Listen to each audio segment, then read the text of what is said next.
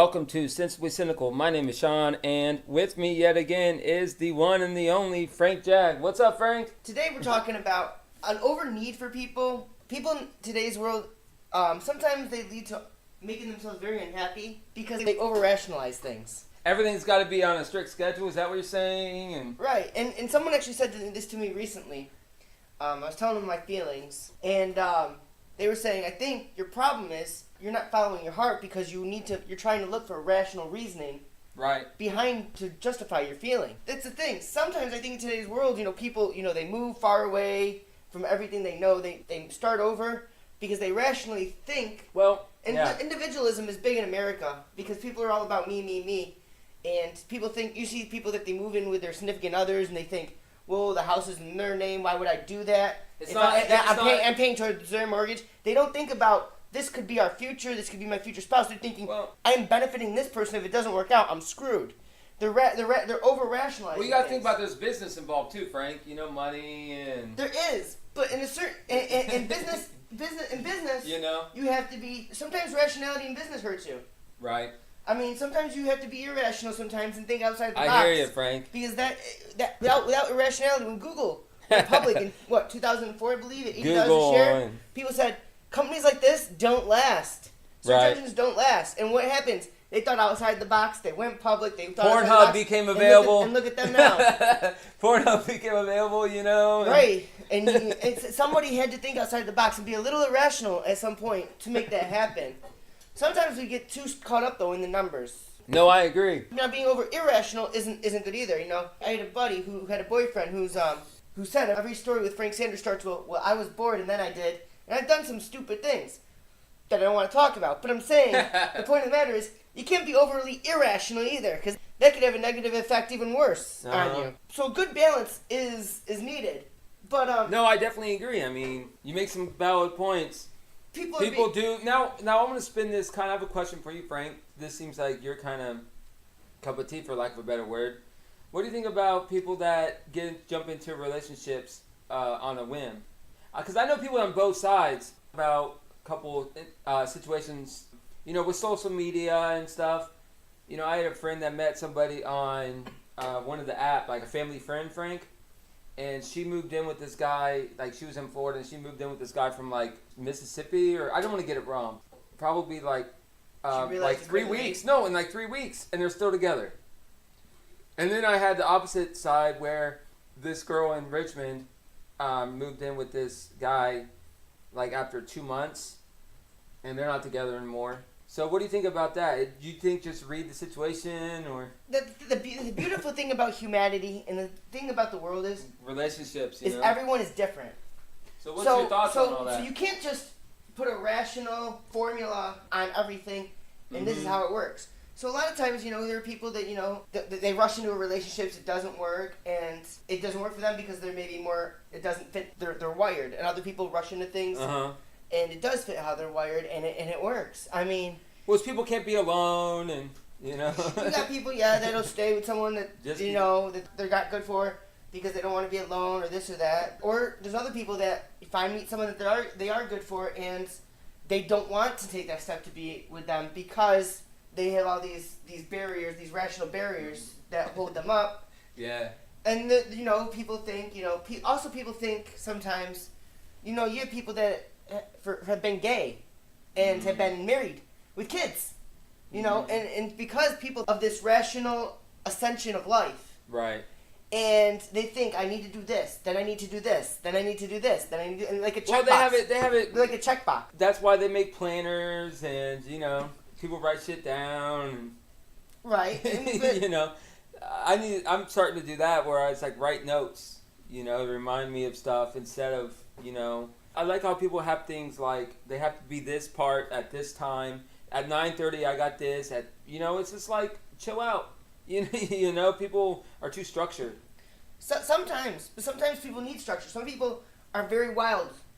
There's some people that can't drink. Yeah. Because if they do, they lose that structure and they go down the rabbit hole. Right. I mean, some people need structure. Some people's structure doesn't suit them well, and they're miserable. But life isn't one checkbox. You do this, then you do that, then you do this. You know, life is an up and down roller coaster, and people go through certain parts of their lives at different points. Some people have, you know, it's like the stock market. It goes up and it goes down. It goes up and it goes down. And that's how life is. So sometimes people are... Kind of like one of the Kardashians. Up and down. Up and down, up and down. Well, all of them. If we were all that, if we were just lucky to be on the receiving end of that. But the point of the matter is, you know, you could be in rehab where your one buddy's, you know, a successful stockbroker, and then you could become a successful something while they're in rehab. I mean, things don't go the same way, you know. They go up and down, and people got to realize that. You got to live life according to what's good for you, not what's good for other people, not to a checklist. And that's another thing. People sometimes mistakenly put their rationality based on what they see in the media and based on what they see in other things. Like, oh, this is what they say, must be rational. Or this is a popular opinion, this must be the rational opinion. Right. And that's why I personally, I have a lot of respect for people that go against the grain. Because anyone can see, oh, this is the popular opinion, and get on board with it. Right. And get on board with it. And that doesn't take any individuality, that doesn't take anything, that just takes no thinking to just follow people blindly. Mm-hmm. But to actually make a cognitive thought and follow your own thoughts, that's beautiful because that's someone reflecting themselves. But again, using their creativity and being original on things too. Right. Not just being a sheep. Sometimes that comes across as irrational. If you look at the current president, for instance, he does things very irrational and against the grain, but he does it on purpose because he knows that's how you get results. That's how you make deals. And people don't like it because people being crazy on Twitter and right, and people don't like it because they're used to a certain thing, what they've come to believe is the rational norm, and because it's different, they're outraged. So, back to irrationality, though. It's all about really, it's about some people are comfortable with the way status quo, with the status quo, and other people need to shake it up a lot. All right, so what do you think, like, the impact social media has on all this? Social media, every idiot, including myself, can say whatever the heck they feel like we said last, you know, in previous episodes, you know, like the last one, you know, like when I said people can sit behind the computer and talk shit. They want. And the thing about the internet is things are there forever. And I think people forget about that. People forget about that. You type one thing and press enter, and this delete button is, for lack of a better word, superficial. The data is there forever, people. You type something. No, what do you mean sometimes? The government, every time they're trying to get files from government computers, the computer shut down and they can never find it. You tweet something online or whatever and press enter, that shit's still on there. Shit you did on MySpace. Just because MySpace went down doesn't mean all that shit you posted on MySpace isn't still around. Yeah, I can't even find my MySpace. I can't find my MySpace. It's still around. If someone could find it, it's still around. Goddamn, they deserve to find stuff about. No, MySpace is still around. They just they just formatted to just music. You know what's still around now? Timberlake invested. He also owns the Grizzlies. That's a good investment too. You know, but back to irrationality. What do you think about that though? Like with people moving across the country or moving large, far distances, like with their family, like because they don't like the area, or do you think they should just do that for personal, like job reasons? I think if you want to, if you don't like the area, then some people move because they don't like the area. That's an irrational thought, but no, it's true. But there's some people that like quit their job because they don't like the area. Right, but at the same time, as irrational as that seems, you know, it's good for your mental health. It's good for you to be in a place that you're happy. You know, and then you also gotta think about your family and right. You know, a lot of single people move a lot. You know. Right, and then there's also people get into this rational idea. It's rational to get a good paying job with a big company. That's because it's good safe. benefits because it's safe, it's secure.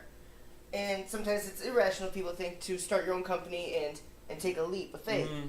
I don't think that's right. I think some people are different. Some people are comfortable with comfort. Some people like taking risks. Right.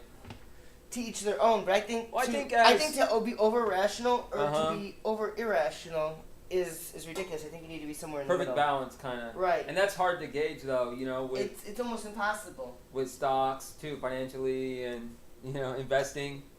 You know about that. So what about that? What about the impact on being irrational about stocks? You know, people pull in and out of the market. There's this thing now called behavioral finance. I mean, I guess it's always been there, but it's a big thing now because, you know, I guess it's just so much easier to invest. And like for instance, you used to technical analysis used to be good because you could go based on this stock makes money, this stock doesn't make money. Look at Amazon. No one says that Amazon is not a great company. They have 33% of the market share. What they are, but their price, they're not worth $2,000 a share. You're a stock guy, because Frank. Price to equity, their PE ratios are too high. They irrationally just love the company, so they're gonna keep pouring money in it. And it's gonna keep going up, and that's irrational, but it works. It works because you got enough irrational people. Yeah, you're the stock guy. So what do you think about people making irrational stock choices, irrational investing? Well, you know, there's goods and bads. So people do it and they make money. People do it and they lose their shirts. Because now there's things called derivatives, where basically you're essentially betting the stock is going to go down, or you're betting the stock's going to go up. Sure. And you could lose a lot more money. Yeah. So I mean, it's irrational, but it's a quick buck, and everyone wants to get rich quick. I mean, sometimes it works, sometimes it doesn't. What goes into rational, rational investing, like doing your research on the last how many days do you go back and research a particular stock? Like you see their last month or fluctuations? It doesn't matter because stocks are going to move up and down. They're going to fluctuate, but I just bought a stock. The PE ratios are good. The finances are good. At the history but it goes up 2%. It goes down 2% every day on no news. You don't. I mean, day to day stocks are going to go up and down. You don't. But you don't look at the history. You do want to know if it's an established company, but I mean, stocks can go under any time. Look at the WorldCom scandals. Look at the Enron scandals. And can't forget about the Enron. I mean, people aren't going to pay attention to that. But sometimes people get this idea, like with the housing market, for instance. People irrationally will keep buying houses until they can't afford them and the market collapses because they irrationally think the market, I'll buy it. I own an asset, it'll go up forever. Mm-hmm. Well, that's not how it works. Eventually it gets too expensive, no one can afford it, and it goes down. Right. So people irrationally keep buying in the housing market thinking it'll go up forever. When rationally, it's a market, and markets go down. They go up and down. You just gotta get the right side. You want like the Kardashians. You gotta get the right side. What is your obsession with the freaking Kardashians? All right, no, but seriously, I agree with what you're saying. What's your obsession with the Kardashians? No, I just think it's funny. Kim, and they always have that fucking show that it seems like it's like 20 seasons and. People say the Kardashians. It's an irrational show. To society. People say that the Kardashians are stupid and this and that. They're irrational people. Just like they say things about the Trump. People don't realize some of these people do the things they do because they know people are going to give a flying shit. Mm-hmm. And they're going to make money off it. Yeah. I mean, she developed an app? She looked like an IT girl. Yeah, but after she got banged by Ray J. I mean... Listen. Listen. I think any rational person would think... Any rational person knows that if you could have got that money and that fame by fucking Ray J, even guy or girl would do it. You gotta do what you gotta do. I'm not saying it's okay, but I'm saying, she did it, and people would say that's irrational. And when is it it got taped and. But what? Her mom leaked it to the media, and it brought so many millions to the family. So much money to the family. Yeah. I mean, it's kind of weird that her mother leaks a sex tape, but that's weird. They all swing that way, They're all cashing in. But back to the original But most people would say that's not rational to release it, to just shame your family. Yeah. But she did it. Blah blah blah, and they still got to do shows coming out. They're making millions of dollars. She negotiates life sentences for nonviolent criminals with the president. Oh really? She went she was sleeping with Ray J, 20 years ago, and now she's in the Oval Office negotiating deals with the president. There's a certain evil there. Let's switch the subject. What else do you want to talk about for the episode? Is there anything else you want to hit on? I want to kind of group it all together into a point of let's talk about irrationality in sports. First off, let's talk about this jackass. What's his name? Le'Veon Bell, yeah. Who turns down $14 million because he wants a long-term deal. Dude, But no, I wish listen, when I was 26, you got to understand his point of view, though. Last couple of years, you know, they gave him that mandatory deal, and where it's like $14 million cap, and he wants his big contract that every other running back gets. He's tired of being played by the system, where it's a cop-out deal by the Steelers. We can't get a deal done, so let's give him this 1 year, $14 million set salary, and he has to take it. Otherwise, now he's actually taking a stand with his agent, and you know. But he doesn't deserve a long-term deal. He has record numbers, but he has durability that we haven't seen since like Barry Sanders. Durability, but he only plays 76% of the games because I'm talking about the carries. The amount of carries he gets. It's like 400, and I don't know the number, but it's like 400 and something. But he's not taking hits like other running backs are because he's getting 30 because there's not that many people in the box anymore because you got these deep receiver threats. I'm calling it irrational though because he's not worth the money. He's sitting out on his team. What's he supposed to do? He hasn't gotten his deal yet. He doesn't deserve a deal because he's always getting suspended because he can't stop smoking pot. Once he stops doing that and shows he can be an adult, they'll pay him. See, hold on. Here's where I'm going to disagree. The difference is the position he plays. It's less life expectancy or life. There's less life, quality life at the running back position than other positions. You can't run the ball at like 35, but you can sure as hell play safety like Rod Woodson did, at 35. You can run the ball at 35. No. I think I saw something a couple years ago when they said like the oldest running back in the league was like 32.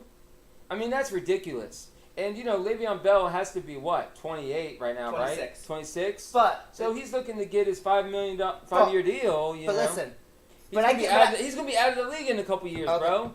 But the thing of it from the Steelers' standpoint is you're good while you're here, you produce well, but I can't keep you out of jail to get you in the office. Why would I pay you? You can't trust him. They'll cut him soon.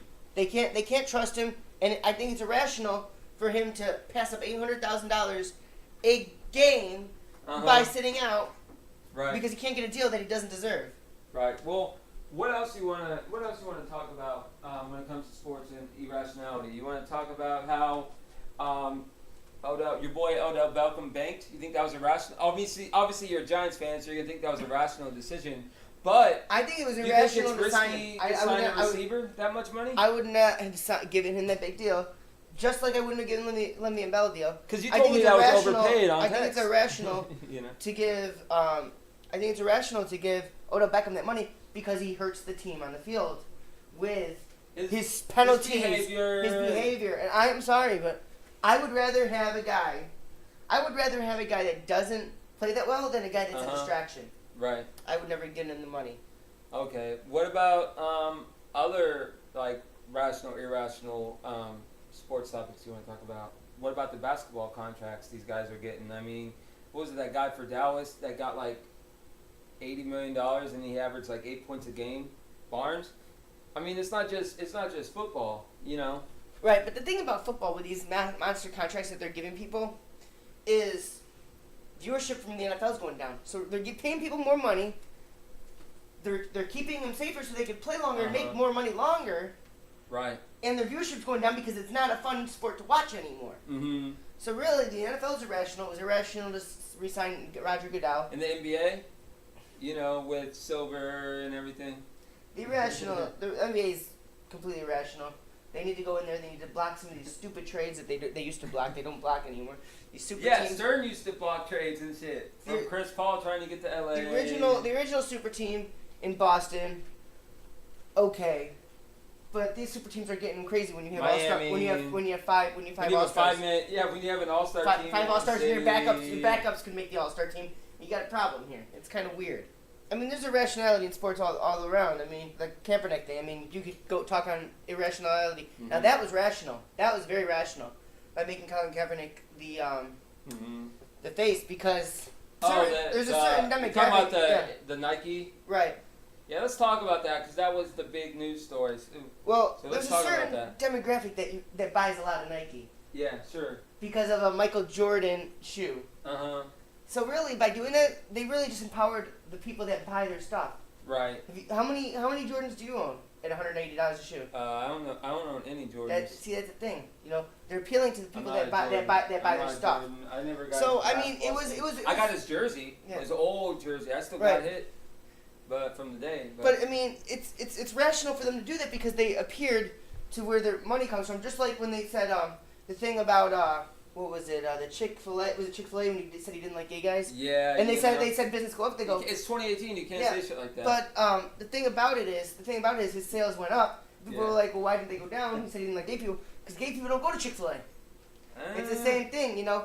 The amount of people that don't fit the demographic that follow Kevin Kaepernick, right? I mean, Colin Kaepernick, right? The demographic that don't follow him really don't buying a lot of Nike. Well, the ones that are burning his jerseys. Yeah, they don't buy. Yeah, they don't buy a lot of. Are throwing away the Nike stuff. Well, I'm just saying they don't buy a lot of Nike. Too much Nike. So really, Nike isn't going to lose too much share from that.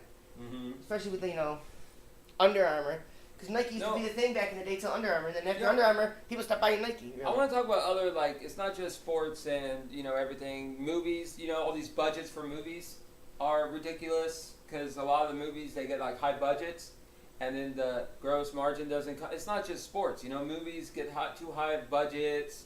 In music, there's, irrational thinking of, overdoing one genre of music, covers and stuff. And I just think that, with music, there's too many covers. Mm-hmm. Way too many covers. In movies, it's too many sequels. People are copying out. Well, I can't do something, so let's just do what we did. That seems like in life, too, in general. People just want to redo the history over and over again. You know what I mean? So instead, it goes back to what you were saying about creativity.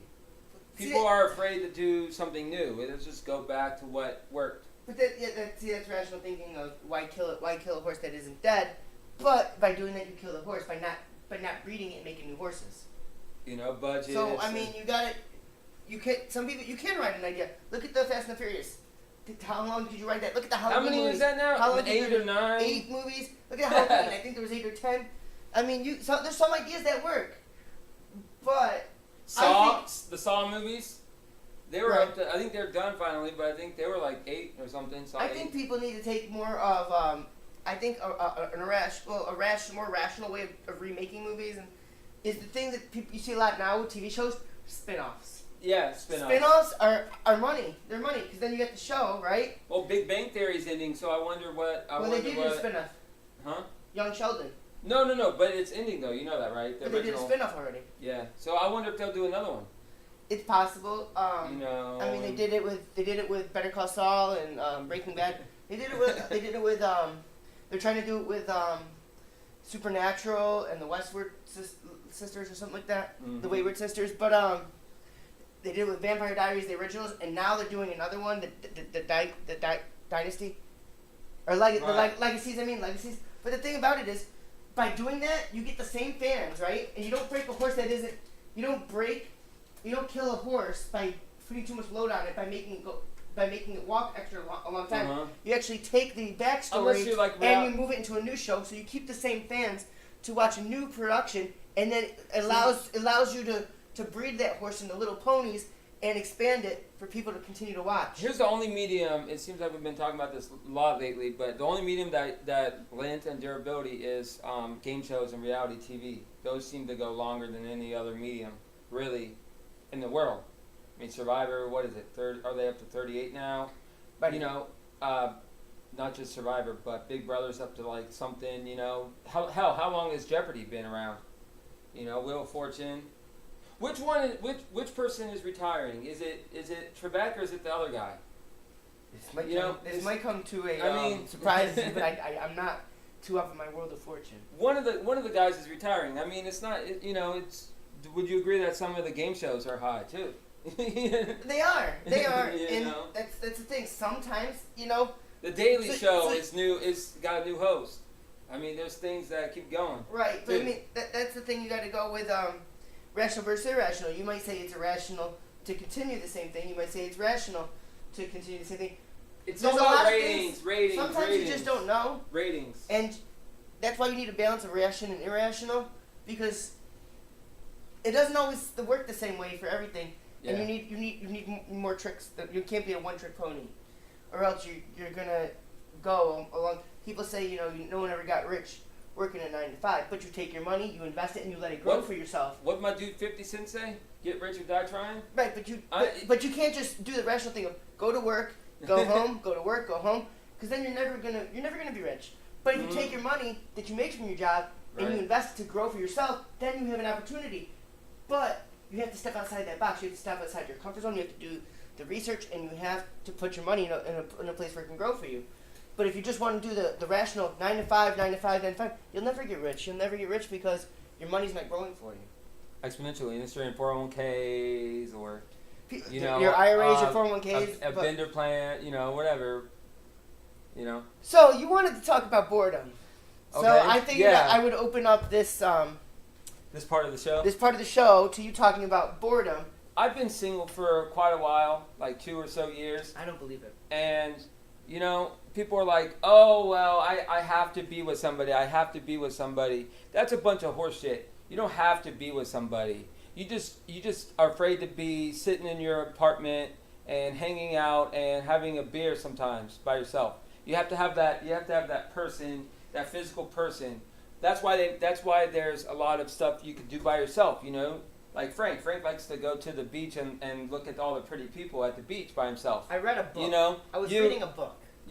People need to learn.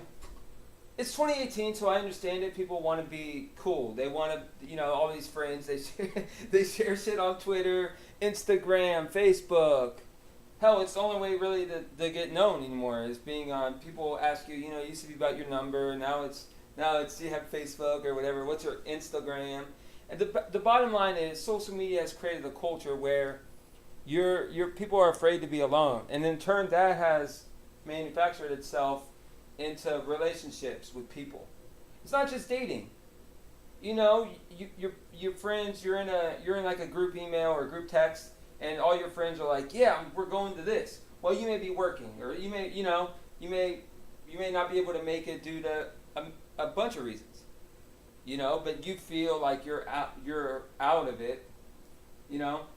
And I just think I'm tired of people not embracing. I guess it has some sort of insecurity. People are insecure about themselves. It's like there's nothing wrong with watching a movie or reading a book by yourself, and people that's cop out of continuing a bad relationship, or continuing being in a group of friends that make fun of you, or if you get abused, it's yeah, that happens, but I'm going to give them the benefit of the doubt, and I want to be with somebody just to be with somebody. It's like, no. You be with somebody because they make you better, not just they take some of your time. It's like you should learn how to spend your time more wisely by yourself, or spend more time with your family who are, when it comes to the end, they're the ones with you. There's nothing wrong with being bored every once in a while. Drink coffee. Do whatever. But I'm just really tired of that shit. So there. The continuation of last week. So do you agree or disagree? Some people have You're not gonna answer my question. Do you agree with what I said or disagree? Be honest. I don't care. Can you let me talk? Yeah, go ahead. Some people have self-confidence issues, and they need that reaffirmation. Oh, that, come that on. they're worthwhile by other people. That's why you have your mom or someone just sit up. So and I think that's partly they need to find within them who they are as a person to move forward. So I agree with you that I do think people do. I think that's a cop out. I agree with you that I think people do it out of boredom to a certain extent, and they're afraid to be alone. That's what it is. Yeah, and I think that people it's like try it every once in a while. That's why there's other forms of entertainment. Like besides hitting somebody up to go to a movie or something, or you could work out, or you could. It's nice to be alone every once in a while. I don't know about that. It is. I don't know. Every once in a while, did you hear what I said? Sometimes I read a book and I sit here and I'm like, I who were you with? You were alone. A book is an inanimate object, Frank. You know what that means? Inanimate? Yes, I know what that means. Okay, so you were alone. I was physically. Alone. was alone. And you're okay with that? Because I know that's not the first time you've done that. I don't care. So, why are you disagreeing with what I'm saying? It's okay to be alone. I'm not disagreeing with you. I said I agree with you. You said I don't know about that. I said I don't enjoy being alone all the time. I'd rather sometimes you should enjoy it, though. You should embrace it. Well, sometimes you do enjoy it. But I think I enjoy being around people. Cup of coffee, you know. I said I'd enjoy being around people about 70% of the time and being alone 30% of the time. Yeah. You know, when you're alone 70% of the time, sometimes it can take a toll on you. Mm-hmm. No, there's times I wish I was, I mean, I've been single somebody, 6 years. I mean, I don't really care. So we're just two single guys doing a podcast. Sometimes being single, especially when you are, sometimes when you fall off that wagon. Sometimes it's good to take some time to work on yourself. I don't think you need to take half a decade. Right. But But sometimes it's good because you become a stronger person, and if you do ever find someone, and you learn to be alone and be okay with being alone, when you find that person, you add them because they add to your life, not because you need something to hold on to, but because they add to your life. Right. Because you're perfectly okay with being alone, and then you take them on as something that makes your life better. Mm-hmm. And so that's what so I think that's important. It is, you're right. So that's just what I think, about the whole boredom thing.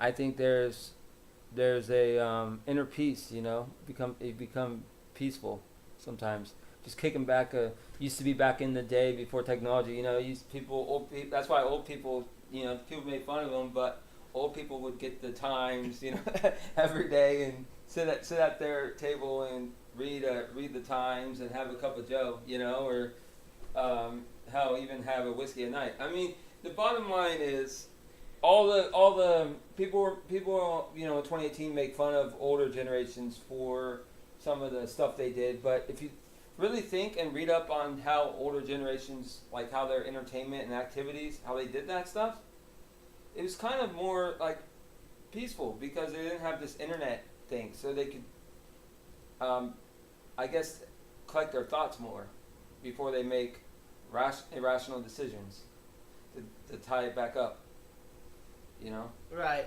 and part of being... There's no technology where you gotta, who's hit me up on Twitter, who's hit me up on Snapchat, and you could enjoy yourself, car, And I think to have a better balance of irrational and rational thoughts, to have a healthy balance of it, you do need to be alone a certain amount of time to collect your actual thoughts and organize them. I don't think if you're always around people, you never get your individuality. And without your strong individuality, sometimes without at least a bit of it, sometimes it makes it harder to get into a bond with somebody and be a strong bond if you're not strong individually. All right, well, let's continue this boring thing, and let's talk about some boring sports. What do you think some boring sports are? Sports that make you fall asleep. Boxing. Pool. What do you think about pool being boring? I like playing it. I'm not a big. I'm a boxing fan, so I'm gonna ignore what you said. But boxing has too many rules. Not unlike UFC or MMA, where it's actual fighting. Boxing is just. And we're talking about watching on TV, right? Boxing has too many rules. You only certain zones you can hit, and it's just too. It's too.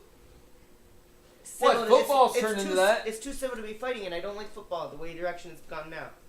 I don't like football the way it's gone. Pool is boring watching on TV. You just see, sometimes they'll have the tour on ESPN2, and it's kind of neat. Sometimes they'll show it's kind of math equations. Where the ball hit off the angles.